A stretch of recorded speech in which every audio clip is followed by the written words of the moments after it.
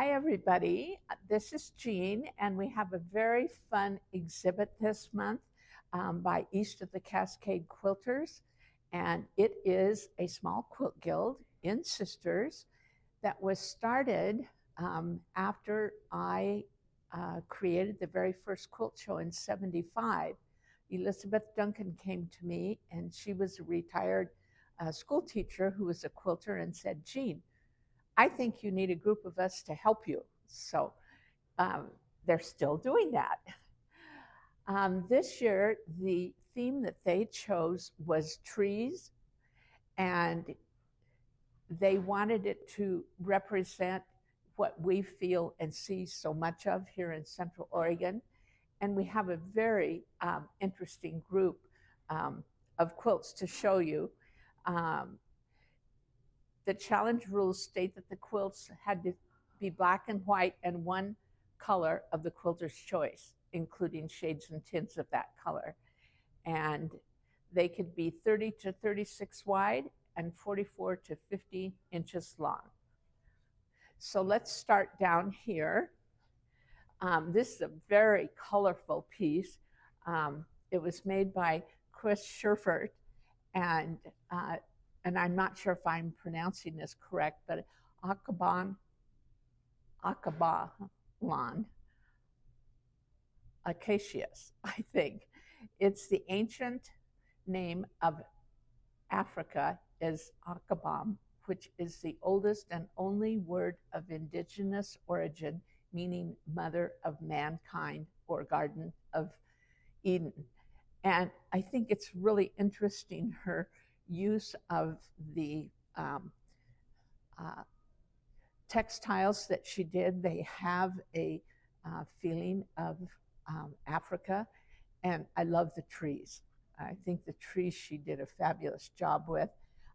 They were fused over the top of the strata-like piecing. This next quilt is called Fall in Love, and it's by Barbara Bowman and Nancy Fraser. And their idea was inspired by a photo taken by a friend while on vacation in beautiful Whistler, British Columbia. Represents a perfect day for a peaceful bike ride in the fall. It's a very fun piece. You know, the shading in it really works with the trees, I think. So this next quilt was made by Jill Miller. Her granddaughter loves owls, as she does, and she is a very masterful machine quilter. And I think she did some wonderful work on this owl to really bring him to life, or her. And her quilting is very, very nice. So you want to get up close if you get a chance to come in and see this work. Shade Trees is by Susan DeGroat, and she heard this proverb for the first time the evening after attending a celebration of life for an amazing woman. A society grows great when old men plant trees in whose shade they shall never sit. I thought that was really a beautiful proverb also. And I'm not sure who did her quilting, but I kind of think Susan did it. And it's lovely. And I don't think she has a quilting machine, so I think it was done with her domestic machine. This next piece is done by Karen Tyler, and she was the organizer of this exhibit, and she did that for 4 years, and she's really been a great leader. I was really taken with this one because I love scrappy quilts, and no two trees are exactly alike, and I think she's really portrayed that feeling here. And then her choice of how to use the black and white, I thought was really nice. That it isn't always a background. Sometimes it's a tree. And she has some hand stitching on there too. Okay, this next quilt is by Gilda Hunt, and it is for sale. And it's for sale for $650. It's 35 by 42. Um, it says she's always loved trees since they are the main theme for our guild. I created a one of kind tree. I quilted it as if it was stained glass. And I think that's really, really interesting what she's done. And it really makes you think about that structure um, that you see in trees that's always so interesting. This next one is by Marilyn Barnett, and the quilt depicts an overstory and understory of forest line in a modern quilt design. And I think she's been very successful in capturing that feeling in this piece with her strata-like piecing. And then she found some wonderful fabric that really feels like bark of aspen trees, maybe, since it's on the white side.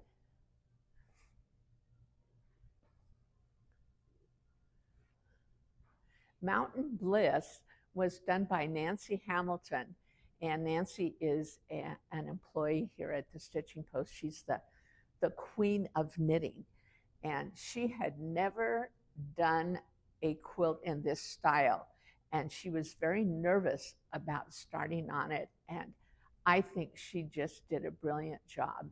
And she had never done her own machine quilting freeform like this, and so that was the first for her too, and I think she could have an A.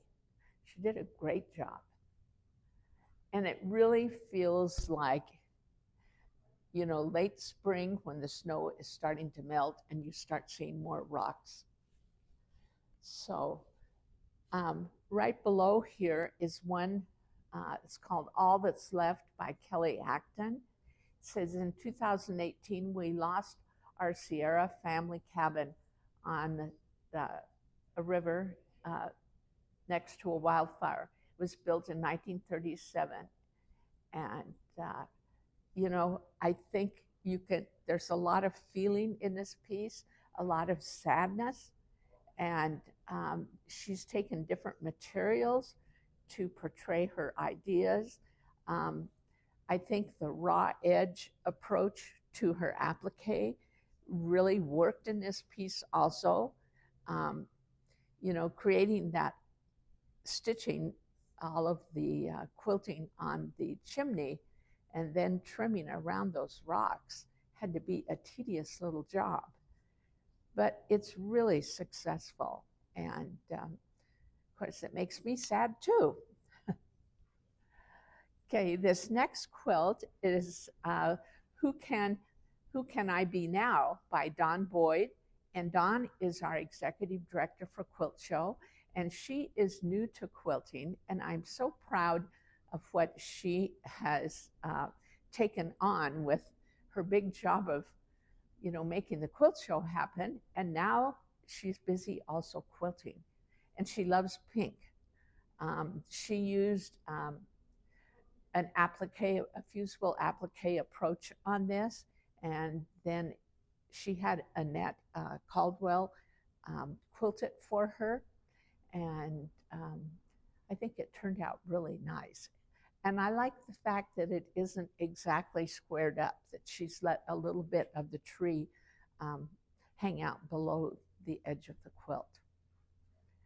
This next piece is called The Promise. It's by Robin Gold, and it's inspired by a previous quilt I made that was inspired by my mother's painting, hand applique, free motion quilt embroidery, commercial cottons. She has some very interesting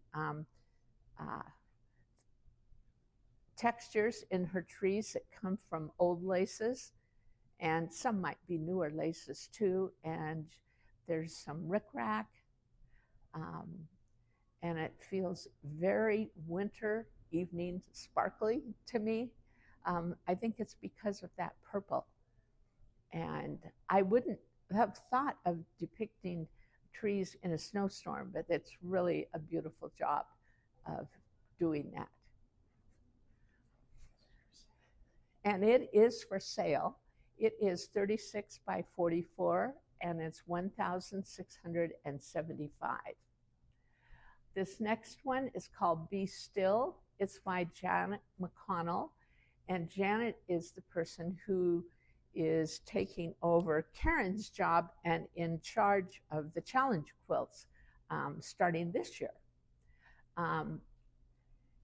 And her signature in her pieces, you almost always see the mountains, the three sisters.